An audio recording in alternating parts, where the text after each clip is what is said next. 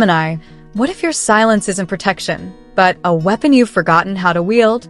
You were never meant to blend in, Gemini. You were born to observe, decode, and outmaneuver even the most polished facades. So, why do you keep pretending you don't see what's right in front of you? This week, the universe pulls back a veil, revealing not just secrets around you, but the dual nature within you. You've been offering kindness like currency, disguising brilliance behind charm, all while calculating your next move. But there's a shift in the air. Mercury, your ruling planet, whispers, it's time to remember who you are. Not the entertainer, not the people pleaser, but the mental alchemist who can disarm a room with a single sentence or a smile. Welcome to Esoteric Wisdom. I'm Elizabeth, your astrologer, psychologist, and guide through the unseen layers of self. Here, we do more than decode the stars. We unlock the sacred paradoxes that live within you. If you've ever felt the need to smile through discomfort, to play both peacekeeper and strategist, this message was meant for you. Stay with me. What I'm about to reveal isn't just about Libra's hidden power. It's about your own. Chapter 1. The smile that hides the sword. Gemini's strategic charm. There's something you've always known about yourself, Gemini, something few dare to say out loud. You don't just talk. You study. You listen for the crack between the words, the pauses that reveal more than the sentences themselves.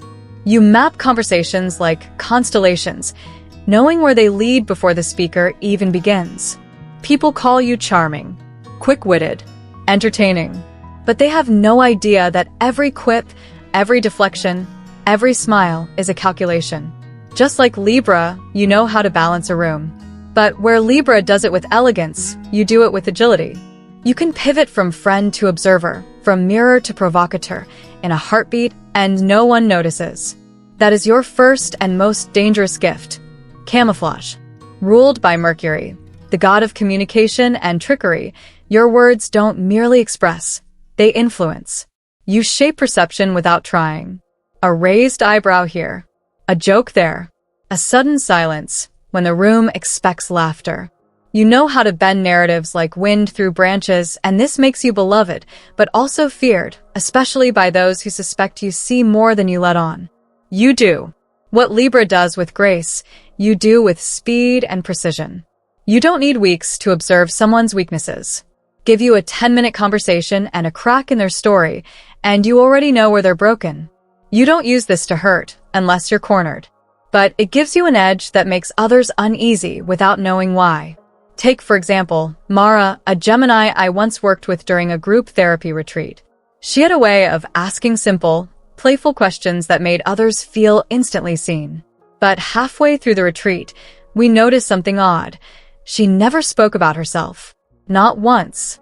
She sat with a half smile, collecting everyone's trauma like puzzle pieces.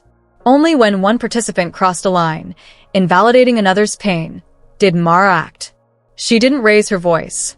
She didn't scold. She simply asked, "But didn't you once say your own father never listened to you either?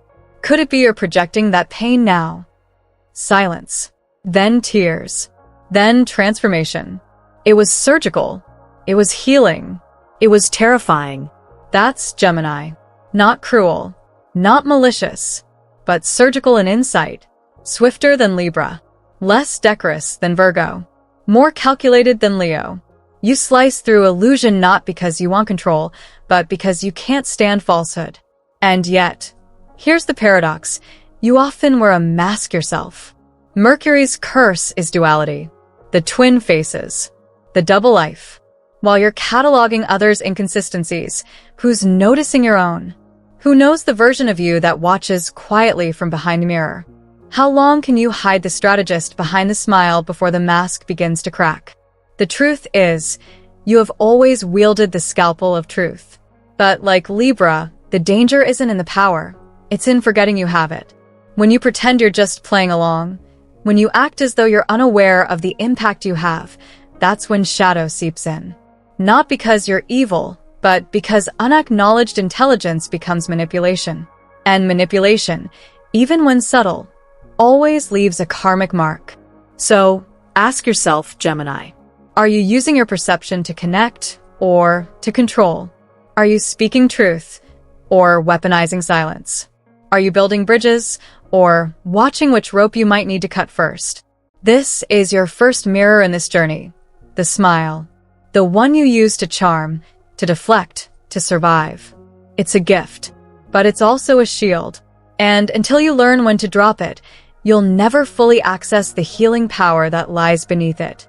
Because when a Gemini stops performing and starts speaking from their whole self, raw, curious, and honest, they become unstoppable. A light that no shadow can outmaneuver. This is only the beginning. Chapter 2. The Mirror Twin. When Gemini sees themselves in others. It's easy for Gemini to see through everyone else. That's part of your magic. Like light bouncing off 1,000 mirrors, you gather reflections, angles, contradictions, and turn them into insight. But what happens when one of those reflections stares back? What happens when you meet someone who knows how to read you? This is where the illusion of control begins to unravel. Gemini, you are the sign of duality. You live in the dance between shadow and light, logic and emotion, past and future. And while this makes you adaptable, quick, and versatile, it also creates a restless disconnection from your own center. You become so skilled at mirroring others that you forget what your own eyes look like. So, when someone sees through the performance, you flinch, not because they've exposed you, but because you don't know what they've actually seen. Mercury, your planetary ruler, sharpens your intellect but often diffuses your emotional integration. You know how to explain anything, even your own pain, especially your pain. But explanation is not healing. It's just avoidance in disguise.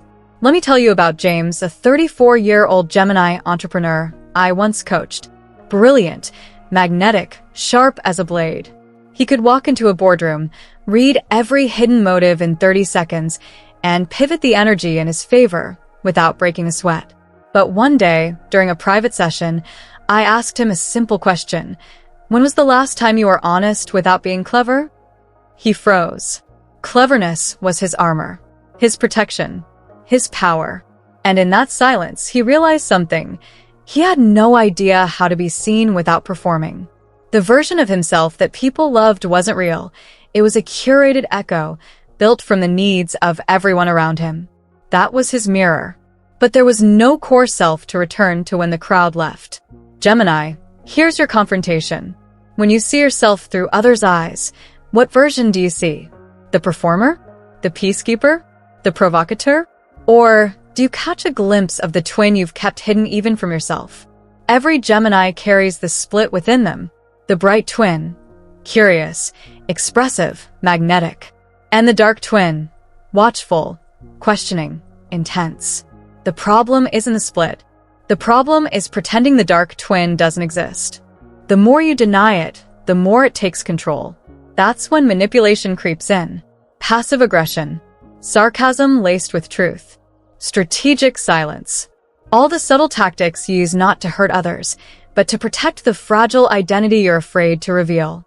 But here's the truth. Your strength doesn't lie in having two faces. It lies in choosing which one speaks. You don't have to hide your insight.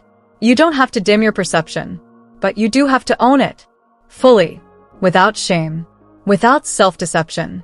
Because when you finally let the mirror turn toward yourself, not to criticize but to embrace, you begin to merge the twins.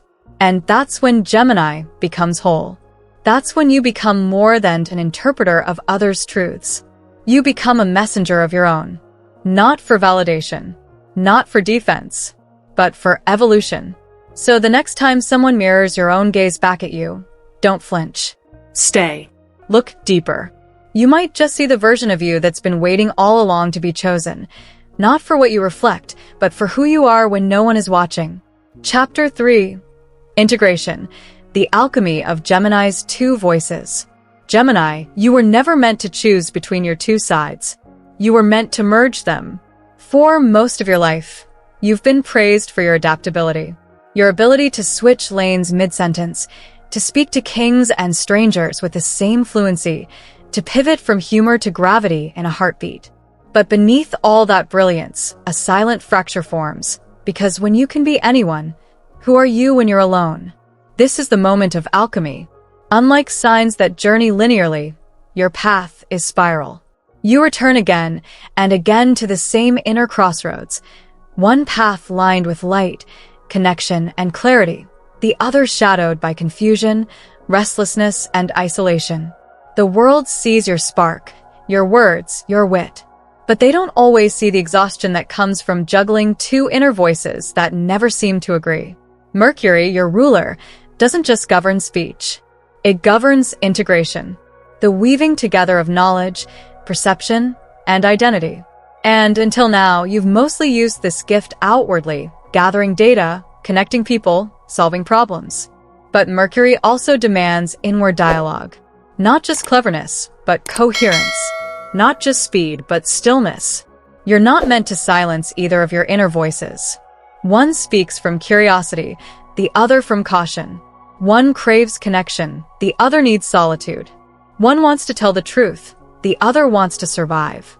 Both are valid, but only when they speak to each other, instead of over each other, can you find true alignment. Let me share the story of Nina, a Gemini client in her late 40s.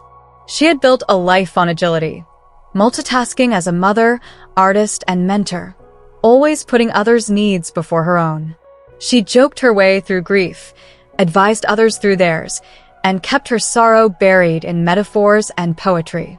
During a soul journey workshop, she had to sit in silence. No speaking, no writing, no deflection. On the third day, she whispered, "I'm afraid of who I'll find if I stop talking." That fear is the Gemini wound. But it's also the key. When she finally allowed both parts of herself, the expressive and the hidden, to sit at the same table, something cracked open. Not in pain, but in peace. The voices stopped arguing. They started harmonizing. Gemini, your transformation doesn't come from eliminating duality. It comes from honoring it. You're not broken because you contradict yourself. You are divine because you contain contradictions and know how to navigate them. Your shadow isn't the opposite of your light. It is the map back to your truth.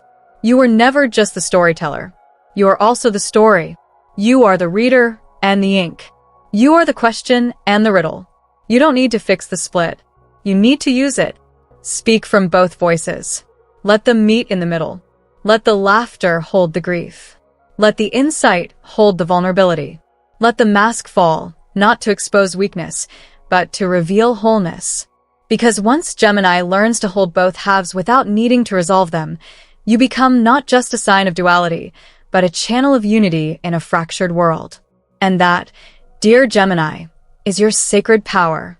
Chapter 4, The Sacred Voice, Turning Influence into Healing. Gemini, your words are spells. Your silence is strategy. Your curiosity is a compass.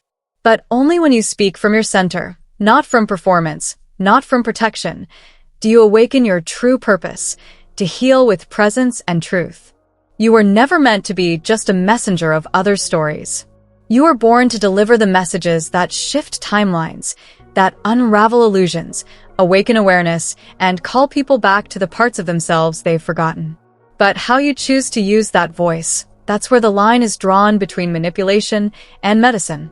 Because let's be honest, Gemini, you've seen how easy it is to influence a room, to steer a conversation without touching the wheel, to use a carefully timed word or omission, to guide perception like a hidden conductor behind a curtain. That's your superpower. But until it's directed by conscious compassion, it becomes a shadow dance of control. Mercury, your celestial guide, doesn't just give you linguistic brilliance, it offers you the gift of discernment. The ability to know when to speak, when to listen, when to question, and when to say nothing at all. But Mercury also tests you, because the very tools you've mastered, language, logic, perception, can become weapons if wielded unconsciously. Consider Leo, a Gemini healer I once mentored. In his 20s, he built a reputation as a speaker who could make people laugh, cry, believe, follow. But behind the curtain, he felt empty. He confessed one night, "I know exactly what to say to get anyone to trust me, but I've stopped trusting myself." That was his turning point. He began using his voice not to persuade, but to witness. Not to lead people where he wanted them to go, but to hold space for where they already were. He learned the art of listening beyond words, of asking questions that didn't solve problems, but opened doors. This is the evolved Gemini, not the trickster, but the translator of souls. Gemini, when you speak from your aligned self, your words become medicine. You shift conversations from surface to soul. You turn casual moments into sacred ones. You become the person who says exactly what someone didn't know they needed to hear, but with such tenderness, they receive it without resistance. But to reach that level of impact, you must go inward first. You must ask yourself, am I speaking to connect or to impress? Am I asking to understand or to subtly control? Am I listening with presence or preparing my next move? When your voice is rooted in truth, not tactic, you awaken what I call the sacred ripple. It's the unseen impact that spreads from a single honest word, a moment of authentic vulnerability, a silence held with deep care. These moments don't look dramatic. They don't go viral, but they change lives. And sometimes, Gemini, the most healing thing you can say is not a clever insight, but the brave confession. I don't know either, but I'm here. Your voice doesn't need to be perfect. It needs to be real. You don't have to prove your brilliance. It radiates when you drop the need to be brilliant. You don't have to perform clarity. You already are the bridge between shadow and light, question and answer, stillness and motion. So speak, Gemini.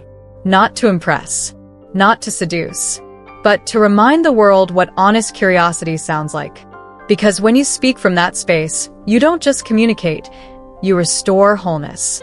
Chapter 5, The Divine Twin, Gemini's Role in a Fragmented World. There comes a moment in every Gemini's journey when the question shifts from, who am I becoming, to who am I anchoring in this world? Not just the Gemini of conversation, curiosity, and cleverness, but the Gemini who has learned to sit in contradiction and call it sacred. The Gemini who no longer sees duality as a flaw, but as a gift of perception few others can hold. You see, in a world that is increasingly polarized black or white, this or that, us versus them, you were born to be the bridge. You are the twin not because you're split, but because you are designed to hold tension, to understand both sides of a story, to feel the joy and the grief in the same breath, to translate the misunderstood, to name what no one else knows how to articulate. Gemini is not confusion. Gemini is containment. Containment of opposites, of irony and honesty, of shadow and revelation. But here's the evolution. Until now, much of that containment has been for your own survival. You adapted, reflected, charmed, navigated. But now the cosmos is calling you to embody, to claim the middle path, not as neutral or passive, but as powerful and essential. You are the third option when the world says there are only two. You are the still point between the inhale and the exhale. You are Mercury's message, not to divide, but to weave. Let me tell you about Anais, a Gemini community leader in her 60s.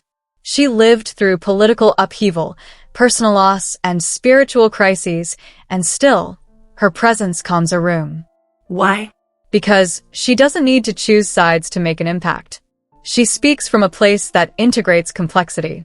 When two generations clash, she translates. When opposing truths arise, she holds both without collapse. When everyone wants a solution, she offers a better question. Gemini, this is your higher calling. Not to be the entertainer or the observer, but the initiator of synthesis. You don't dissolve chaos by choosing one side over the other. You dissolve it by revealing the larger pattern underneath, the connective tissue that logic alone cannot find. You are not here to simplify the world. You are here to make complexity bearable. To use your words as keys, not weapons. To use your insight as healing, not advantage. To use your presence as a reminder that we don't have to be whole to be holy.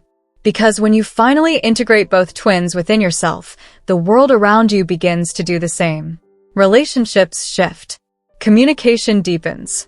Misunderstood people find a voice. The invisible becomes seen. The fragmented becomes meaningful. That is the true sacred work of Gemini. Not to impress, but to illuminate. Not to distract, but to translate. Not to escape, but to return to the center of the self, where all voices are heard and all truths are welcome.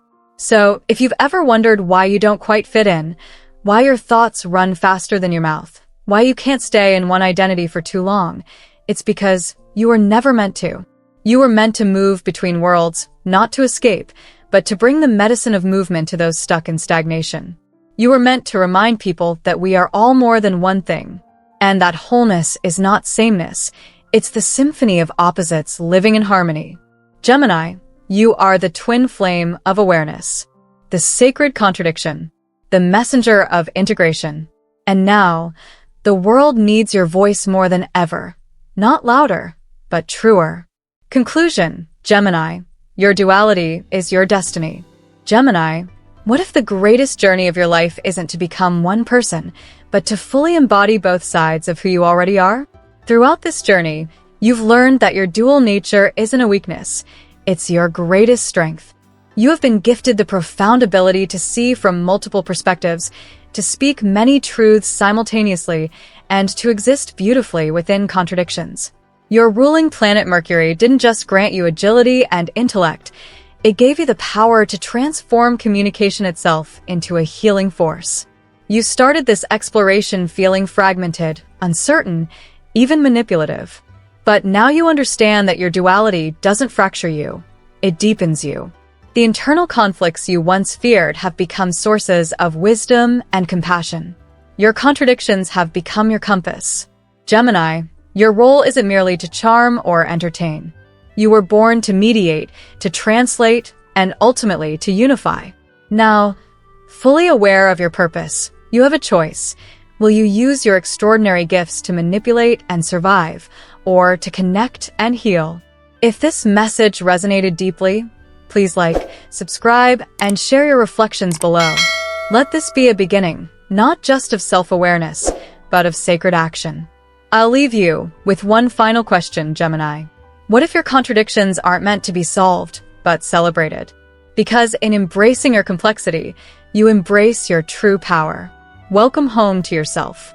Elizabeth, Esoteric Wisdom.